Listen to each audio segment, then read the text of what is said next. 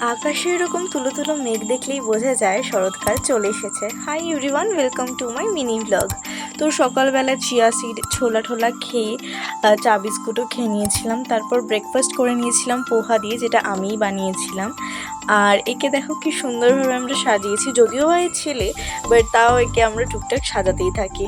তো তারপর স্নান টান করে এসে আমি একটুখানি মুখে বরফ লাগিয়ে নিচ্ছিলাম।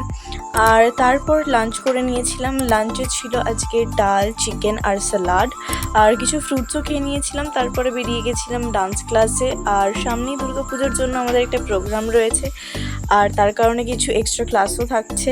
তো যাই হোক, বাড়ির সামনে থেকে টোটো পেয়ে গেছিলাম, তো টোটোতে করে সেখানে চলে গেছিলাম। আর বাড়ি ফিরে সন্ধেবেলা নাগাদ মায়ের সাথে একটুখানি বেরিয়েছিলাম টুকিটাকি কেনাকাটি করার জন্য। আর এখান থেকে একটুখানি মোমো নিয়ে নিচ্ছিলাম বাড়ির জন্য। আর এই আংটিটা আমি কিনেছিলাম, আমার বেশ ভালো লেগেছিলো। অনেকদিন ধরে ভি কাটের আংটি খুঁজছিলাম। আর এখান থেকে মা কিছু সবজি টবজি কিনে নিচ্ছিল। আর বাড়ি ফেরার পথে একটা আইসক্রিম কিনে নিয়েছিলাম, যেটা ম্যান্ডেটারি। আর এখানে আমি একটুখানি ফিট চেক দিয়ে নিচ্ছিলাম। সো যাই হোক, এইভাবেই কাটলো দিনটা। বাই।